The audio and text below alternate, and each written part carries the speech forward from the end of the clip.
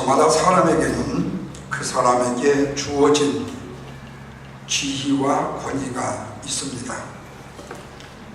그런데 이런 지위와 권위를 하나님께서 우리 인간에게 주실 때에 굴림을 위해서 그리고 억압을 하기 위해서 주신 지위와 권위가 아닙니다.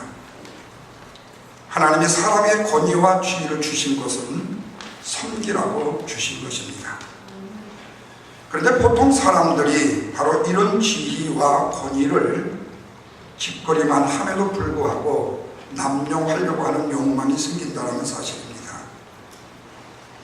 그러나 주어진 지위와 권위를 남용함으로 인하여서 생기는 결과는 그 지위와 권위를 잃어버리는 것은 물론이고 그 사람의 삶의 인생 자체가 비참해지는 결과를 초래하게 되고 만다는 사실입니다. 그럼에도 불구하고 사람들은 이 사실을 깨닫기보다는 오히려 더 지속적으로 지위와 권위를 남용하려고 하는 욕망과 욕심을 끊임없이 버리지 않는다는 겁니다. 오늘 본문의 말씀에 보면 주어진 권위와 지위를 잘못 사용함으로 인하여서 비참한 인생으로 전락되어진 한 족속이 소개되고 있습니다. 바로 그 족속이 에브라임의 족속입니다. 이들 에브라임 지파는 창세기 48장의 말씀에 보면 하나님께서 야곱에게 주신 축복, 다시 말하면 아브라함과 이삭과 야곱의 축복, 이 축복을 성취한 축복받은 족속이 바로 누구냐면 에브라임의 족속입니다. 그런데 이들이 자기에게 특별하게 주어진 이 지위와 사명을 잘 감당하지 않고 위에서 굴림을 하다가 결국에는 거드름을 피우다가 이스라엘 사사 입다에 의해서 처참하게 멸망에 가까운 패배를 맛보게 되는 것을 보게 되어져요.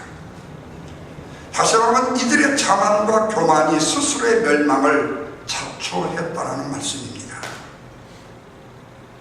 그런데 이 에브라임의 이 횡포, 이 자만은 결코 입다에게만 베풀었던 것이 아닙니다. 기드온이 미드온과의 전쟁에서 그들에게 찾아가 도와달라고 했을 때 그들이 기드온을 처음에 도와주지 않았습니다.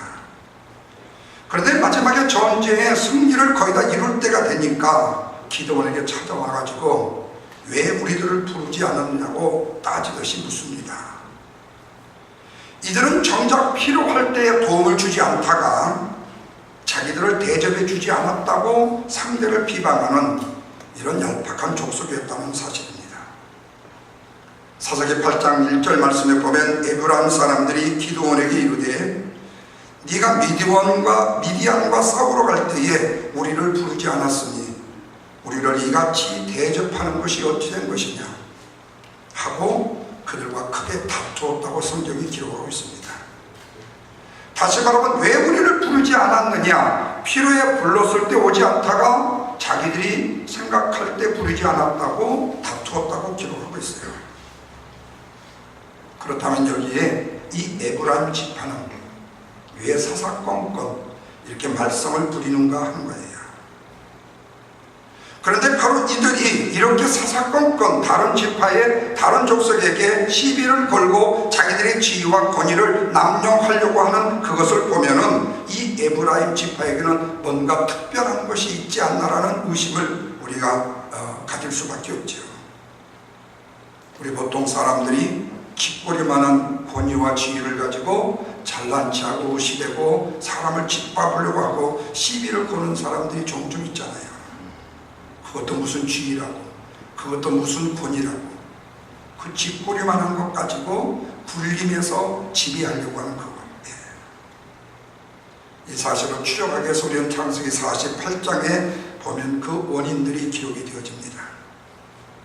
집에 가서 한번 책을 읽어보시고 제가 간단히 설명을 드립니다. 여기에 보면 야곱이 요셉의 두 아들 에브라임과 므낫셋을 축복해주는 내용이 나와요. 여기서 야곱이 이 에브라임과 므낫셋, 실제로는 므낫셋이 첫째 아들입니다. 므낫셋과 그 다음에 에브라임입니다.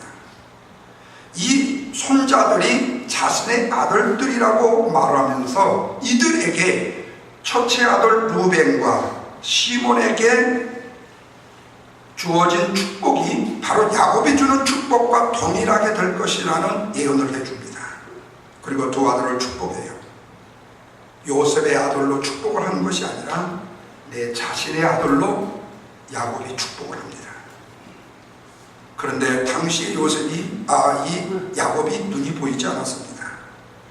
그래서 요셉이 곁에서 오른손은 맏아들인 장자인 므낫세의 머리 위에다가 왼손은 차자인 동생 에브라임의 머리에다가 손을 얹어 놓으려고 그 옆에서 손을 열심히 붙들고 있는 차제에 야곱이 손을 바꿔버립니다. 이렇게 바꿔가지고 오른손을 차자인 에브라임의 머리에 손을 얹고 그 다음에 왼손을 장자인 므낫세의 머리 위에 손을 얹었습니다. 여기에 중요한 것은 바로 차자인 에브라임이 할아버지 족장의 야곱의 장자의 축복권을 받았다는 사실이에요. 똑같지는 않지만 마치 야곱이 에서의 장자권을 팥죽 한 그릇에 사서 자기가 자기 아버지 이삭의 몰래 도둑 장자권을 탈취한 것과 되었듯이 말입니다.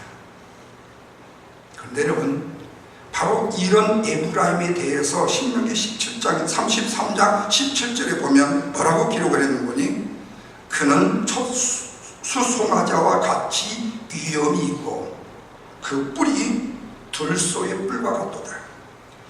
이곳으로 민족들을 받아 땅끝까지 이르게 될 텐데 곧 에브라임의 자손은 만만이요 므낫세의 자손은 천천이라고 기록을 합니다.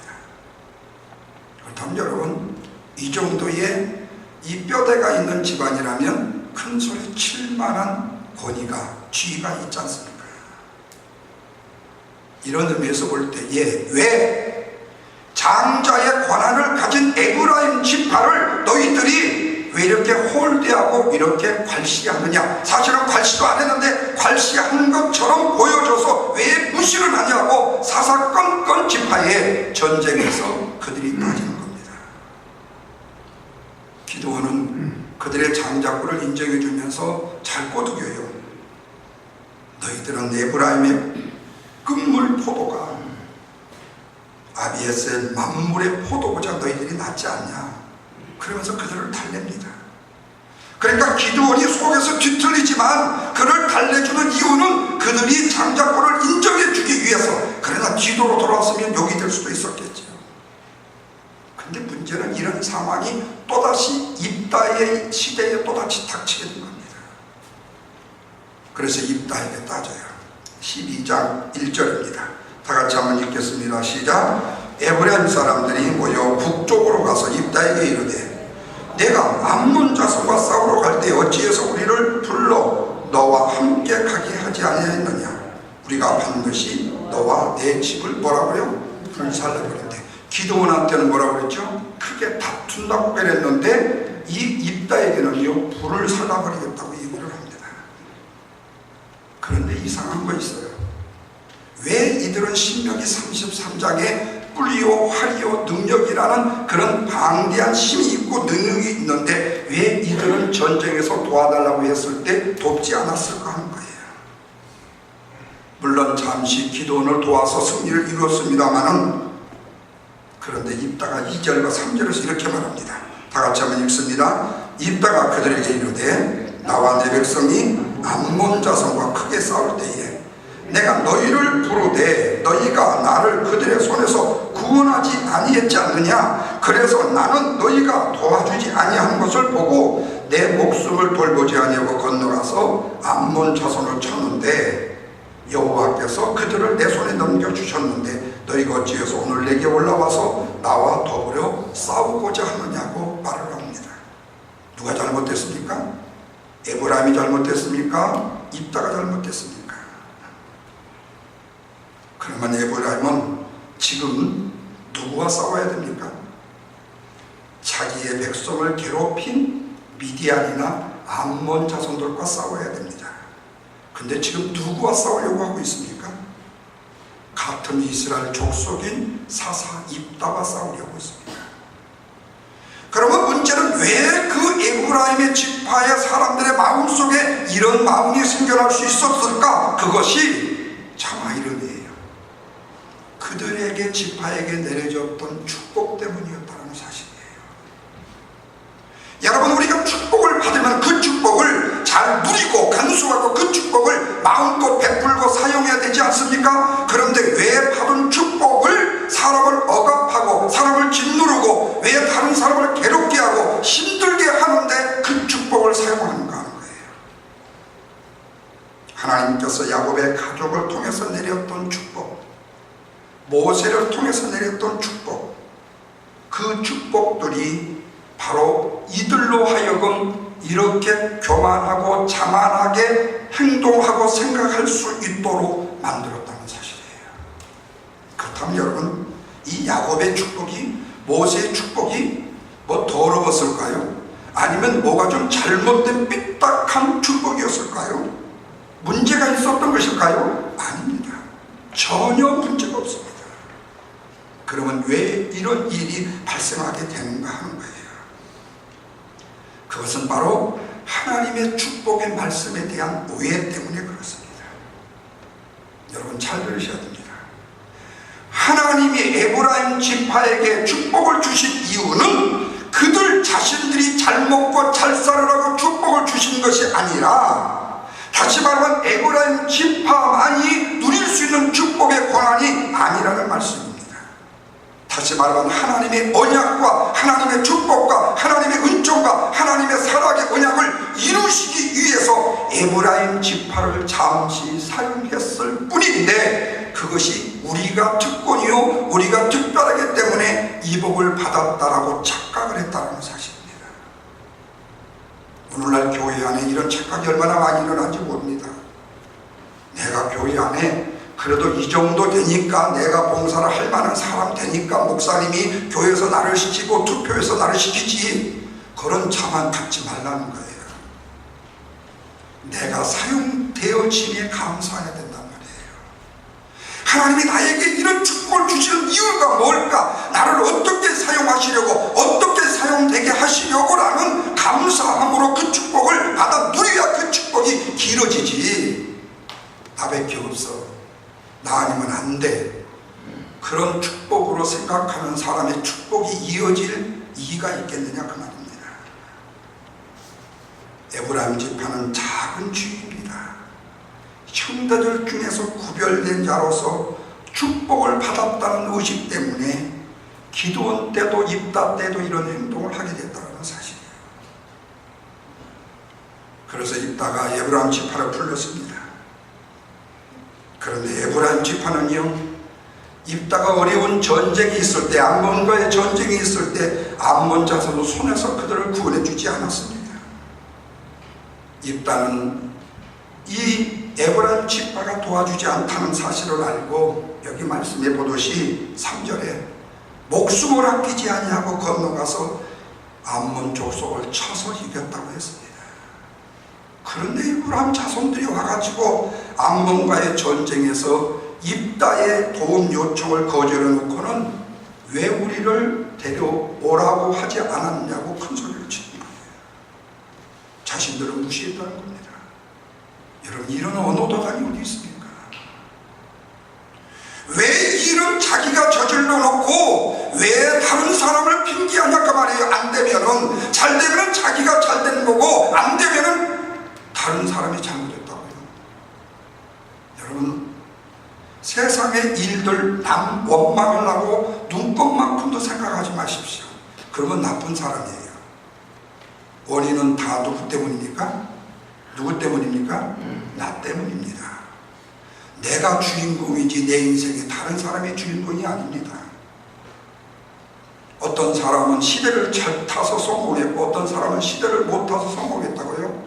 그것도 본인의 몫입니다. 우리가 어찌할 수 있는 것이 못되는 거예요. 원망할 이유가 없습니다. 탓할 이유가 없습니다. 하나님 나를 그렇게 잘 사용해 달라고 하나님의 선하심을 구하는 것밖에 없지. 그리고 주어진 복의 감사함으로 하나님 앞에, 그리고 또 연약한 영혼들을 위해서 가지고 지위와 권위를 누려서는 안 된다는 거예요. 짓거리만 한 거예요. 한번 훅 불면은 그냥 가라앉아 버릴 거예요. 세상에서 뛰어나고 잘났다 해봤자 뭐합니까 여러분? 이거 하나만 살짝 건드리면 아무짝에도 쓸모없는 인간 되고 맙니다. 에브라임의 승진하고 입다를 가만두지 않겠대요. 이런 억지가 어디 있습니까? 결국 입다는 어떻게 하죠? 에브라임과 싸울 수밖에 없었습니다. 저도 생각에 잘 싸웠다고 생각이 들어요. 뻔딱을 한번 보여야 된다고 생각이 돼요. 뭔가 인자를 한번 만나야 될 것이 바로 이 에브라임 같아요. 자, 4절 중간절 보십시오. 4절에 입다가 길르앗 사람들을 다 모으고 에브라임과 싸웠으며 길르앗 사람들이 에브라임을 쳐서 무찔렀으니 할렐루야죠. 이는 에브라임의 말이 너희 길르앗 사람은 본래 에브라임에서 도망간 자로서 에브라임과 모나스 동에 있다 하였습니다. 그럼 왜 입다가 이렇게 화가 났는가 하는 거예요. 입다가 화난 이유가 있습니다. 에브라임 사람들이 길르앗 사람들 보고 뭐라고 말하는 거니? 너희들이 이전에 쫓겨나가지고 돕당에 가서 가치없는 인간으로 취급을 받았다고 조롱하는 겁니다. 다시 말하면 에브라임 지파에도 모나스 지파에도 못 있고 쫓겨나서 여기 있다가 저기 있다가 쫓겨나서 임자도 없는 곳에 가가지고 너희들이 존립한 가치없는 존중해 줄 수 없는 민족이라는 거예요. 족속이라는 거예요. 그러니까 우리하고는 깨기가 안 된다. 그래서 전쟁을 한 겁니다. 그런데 전쟁을 하고 보니까 에브라임하고 이 길르앗하고 게임이 되는 겁니까? 게임이 안 됩니다. 어떻게 싸웁니까? 거기 5절 가니까 길르앗 사람이 에브라임 사람보다 먼저 요단강 나루토를 장악을 했다. 그렇게 말합니다. 그리고 에브라임 사람들이 도망할 때에 다 쳐서 죽입니다. 자, 5절 다시 보십시오. 에브라임 사람이 도망하는 자가 말하기를 청하건대 나를 건너가라 하면 길르앗 사람이 그에게 묻기를 내가 에브라임 사람이나 하여 그가 만일 아니라고 한다면 그에게 이르기를 자 이제 막았습니다. 막았어요. 그러면 지금요 이 나루토라는 이 이야기가 뭐 그렇게 중요한 것이냐는 거예요. 근데 여러분 이건 굉장히 에브라임 지파의 자존심이 걸린 곳이 바로 이곳입니다. 일찍이 에브라임은요 미디안과의 전쟁에서 요단강에 이르는 수로를 점령해 가지고 적장들을 사로잡은 적이 있었습니다. 그리고 사사기 3장 28절에 보면은 사사 에웃이 모압을 칠 때에도 모압의 맞은편 요단강 나루토를 장악했습니다. 그리고 모압 사람 약 10,000명을 죽였었습니다. 이렇게 요단강 나루의 위치가 에브라임 사람들에게 역사가 있게 굉장히 중요한 곳입니다. 그런데 이곳에서 지금 에브라임 사람들이 도망치다가 요단강 나루토에서 잡혀서 뭐하고 있어요? 죽고 있어요. 이전에 성전으로 올렸던 곳에서 자기들이 무덤이 되었습니다. 그리고 에브라임 사람들이 요단강을 건널 수 있는 유일한 길이 바로 이 나루토밖에 없었습니다. 그런데 누가 에브라임 사람들을 잘 몰라요. 왜? 모두가 다 야곱의 자손이다 보니까 생김새로는 알아보지를 못합니다. 오늘 뉴스 보니까 몽골의 대통령이 박근혜 대통령하고 회담하는데 몽골 대통령을 딱 보니까 우리 동생 얼굴하고 똑같더라고요. 몽골 사람들 그리고 똑같습니다. 그래서 발음을 이용해 가지고 에브라임 사람인지 아닌지를 가려내는 겁니다. 사투리가 있었던 것 같아요. 여러분 사람이 행정가인지 아닌지를 옛날에 알 수 있는 방법이 있었습니다. 뭔지 아세요?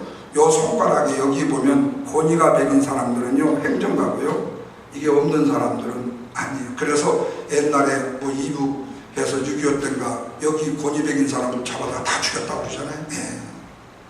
나도 긴 것 같아요. 여기가 보니까 아주 더 살이 엄청 건드겠어요.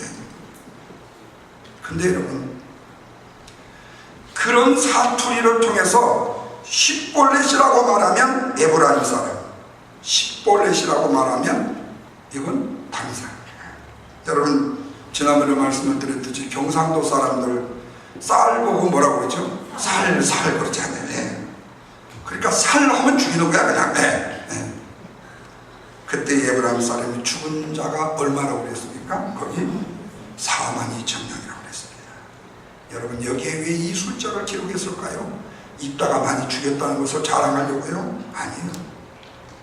우리가 민수기 말씀을 보면 1장 33절에 계수를 했을 때 에브라임 지파의 처음 계수자가 45,000명입니다.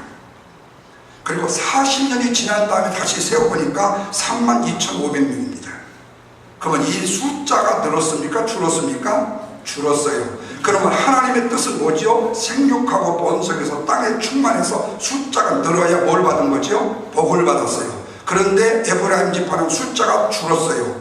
거만 떨다가 다 죄송해요. 저주받은 겁니다. 저주의 삶을 살았다는 증거밖에 안 돼요. 그런데 이 사사기에서 42,000명이 죽었다고 했습니다. 그러니까 약속의 땅 가나안에 들어온 자보다도 더 많이 죽었어요. 이건 무엇을 의미하냐면 약속의 땅에 들어와서도 더 많이 죽었다. 그것은 바로 야곱의 아들들 중에 뽑혀 머리에 축복을 받은 지파가 어떻게 됐다는 거예요? 무너졌다는 증명입니다. 그런데 이런 지파가 또 이런 꼴까지 당하고 있는 겁니다. 이유가 뭐예요? 정작 싸워야 될 때 험한 일에 나서지 아니하고 대우받는 일에만 나서려고 했던 얌체 없는 족속이었기 때문에, 그리고는 정작 싸워야 될 사람과는 싸우지 아니하고 싸워서는 안 되는 형제와 싸우려고 하는 나쁜 근성 때문에 이런 고약한 인생들이 있습니다. 시편 78편 9절 이하에 이런 말씀이 나옵니다. 에브라임의 자손의 무기를 갖추며 활을 가졌으나 전쟁의 날에 물러갔도다. 그들이 하나님의 언약을 지키지 아니하고 그의 율법을 준행을 거절하여 여호와께서 행하신 것과 그들에게 보이신 기이한 일을 잊어버렸도다. 그렇게 말씀했어요. 에브라임에 대한 평가를 시편의 기자가 내리고 있습니다. 물론 에브라임은 야곱 자손의 대표자로 등장해요. 그런데 완고합니다. 패역합니다. 그들이 마음이 정직하지 못했고 심정이 하나님을 향해서 충성하지 아니하는 세대의 대표자가 누구냐면 에브라임의 지파였다는 거예요. 왜 장자의 축복을 받았는데 그 놀라운 조상의 축복을 받고 그 놀라운 은혜의 은총을 힘입은 자들이 왜 이런 식으로 살았을까 하는 거예요. 시편 78편 67절에 그래서 하나님께서 요셉의 장막을 버리시고 에브라임의 지파를 택하지 아니하시고 오직 유다 지파와 그를 사랑하시는 시온산을 택했다고 시편 78편에서 에브라임 지파가 버림을 받고 유다 지파가 택함을 받았는지에 대해서 상세하게 설명을 해놨습니다. 사랑하는 성도 여러분, 에브라임 지파는 입다와의 전쟁에서 처참하게 패하고 말았습니다. 이들은 분명히 무기를 갖추고 활을 갖추었습니다. 그런데도 불구하고 여호와의 전쟁에서는 도망을 치다가 야곱의 형제 위에 장자로 삼으신 그 일들을 행하지 못하고 그들은 소멸되고 말았다는 사실입니다. 여러분, 대접을 받고 싶은 마음을 가진 자들은 주님께서 그들을 조롱하고 비웃는 길르앗의 손에 죽임을 당할 수밖에 없다는 교훈을 우리에게 주고 있습니다. 마치 예수님을 조롱하고 조소하다가 결국에는 그 대적의 죽임을 당하듯이 마치 아브라함의 자손들이 예수님을 죽이려는 것과 현실적 이야기라는 사실이에요. 예수님은 그래서 예수님의 아버지와 유대인의 아버지로 하나님을 나누었습니다. 그러다 유대인들이 뭐라고 합니까? 우리 아버지는 아브라함이다. 아브라함의 자손으로서 남의 종이 된 적이 없다. 아브라함의 자손으로서 행한 일을 한다고 유대인들은 주장합니다. 그러자 예수님이 이렇게 말씀합니다. 너희가 아브라함의 자손이라면 아브라함이 행한 일을 할 것이구나. 지금 하나님께서 들은 진리를 너희에게 말한 사람이 나를 죽이려 하는구나. 아브라함은 이렇게 하지 아니하였느니라. 예수님은 유대인의 마음을 알고 계셨습니다. 아브라함의 자손이라고 한 말의 뜻을 알고 계셨어요. 문제는 뭐죠? 너희들이 아브라함의 행한 일을 한다고 하면서 왜 하나님께 들은 진리의 말씀을 너희에게 전하려고 하는 나를 죽이려고 하느냐는 부름입니다. 그러면서 하나님이 너희 하나님 아버지였다면 너희가 나를 사랑하였을 것이다. 그러시면서 너희는 너희의 아비 마귀에게서 났으니 너희 아비의 욕심대로 너희도 행하고자 한다. 그는 처음부터 살인하는 자요 너희들 속에는 진리가 없었다고 말씀하고 있습니다. 사랑하는 여러분, 에브라임의 문제가 뭡니까? 왜 그들이 원수가 죽어야 될 자리에서 자신들이 4만 2천 명이나 죽임을 당해야 합니까? 그 이유는 요한복음 8장에서 설명합니다. 너희가 분명히 아브라함 자손이면 틀림이 없다. 분명히 너희가 신앙의 가문의 자손이면 틀림이 없다. 분명히 네가 신앙의 직분을 가진 자이면 틀림이 없다. 그런데 너는 예수를 믿지 않는 마귀의 자식이다. 뭐하면요? 권위만 내세우고 지위만 찾으려고 하는 자들이에요. 에브라임이 장자권을 받았지만 이런 식으로 사고하고 생각하는 자는 가나안 땅에 살 자격이 없다라고 맹렬하게 말씀해요. 그렇다면 여러분, 다른 지파, 다른 사람, 오늘 우리는 에브라임의 사고를 갖지 않았나요? 사고였습니다. 그런데 입다는 믿음의 사람으로 인정하고 인정을 받고 왜 에브라임은 왜 죽어야만 합니까? 우리가 이런 사사로운 문제들을, 구원의 문제, 또한 우리가 구원사적인 문제로 성경을 인간적으로 보게다 보면 성경이 풀리지가 않습니다. 우리는 하나님의 주권적 의미로 풀어갈 수밖에 없어요. 하나님도 이렇게 하셨다, 저렇게 하셨다가 아니에요. 모든 것은 구원의 입장에서 성경을 보고 하나님을 이해하게 되니까 우리가 자칫 잘못 성경을 풀 수 있는 방법과 팔 수 없는 방법을 우리가 얻게 되더라는 거예요. 잘못하면 성경을 사사로이 풀 수가 있죠. 베드로후서 2장 20절에 먼저 할 것은 성경의 모든 내용은 사사로이 풀 것이 아니다. 그러면서 사사로이 푼 자들의 예가 나오는데 성경을 사사로이 푼 이유는 탐심 때문이라고 말했습니다. 탐심은 누구를 위한 것이죠? 자신을 위한 것입니다. 그러나 성령을 받게 되어지게 되면 여호와께서 일하시는 것이지 자기 중심이 아닌 하나님의 언약의 일을 하게 하는 것이다. 오직 예수 그리스도 십자가에 내 죄를 위하여 달리신 그리스도 주님을 전하기 위하여 사용되어지는 도구일 뿐이다라는 것. 다른 축복을 받은 것도, 은혜를 입은 것도, 내가 직분을 받은 것도, 내가 지위를 얻은 것도 모두 다 뭐예요? 오직 예수 그리스도가 나의 구세주이심을 전하는 겁니다. 에브라임은 구약의 지파로서 인간이 갖고 있는 본성과 하나님의 말씀을 자기 위주대로 해석하려는 하나의 모델이라고 보시면 됩니다. 예수님이 오셨을 때 유대인들이 어떻게 성경을 해석하고 설교를 했습니까? 다 자기 위주, 탐심입니다. 예수님 중심 아니라 자기 중심입니다. 오늘 우리의 신앙생활도 마찬가지입니다. 내 중심이 아니라 하나님 중심, 말씀 중심, 하나님의 말씀에 입각하여 그 말씀에 내가 죽으라면 죽는 거고 살라면 사는 것이고 내가 포기라면 포기하는 것이지 왜 거기다가 내 선입견과 내 경험과 그리고 내 관록을 거기다 집어넣느냐 그 말이에요. 그러다 보면 우리는요 에브라임처럼 사용될 가능성이 많습니다. 하나님은 입다를 통해서 에브라임을 심판하셨어요.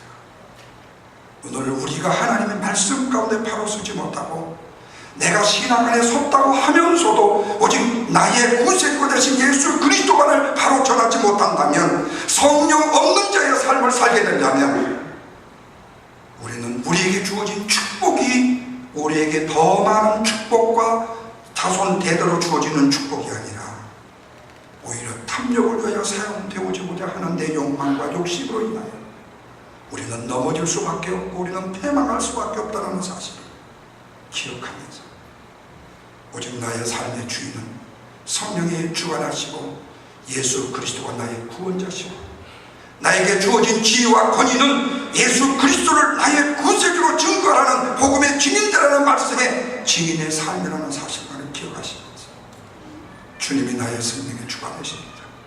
그 주님을 내가 사랑합니다. 그 주님을 내가 증거합니다. 그 주님을 믿어야 삽니다라는 고백의 아름다운 증인, 이런 아름다운 겸손한 그리스도인으로 주 앞에 우뚝 설 수 있는 저와 여러분 되시기를 주님의 이름으로 축원합니다.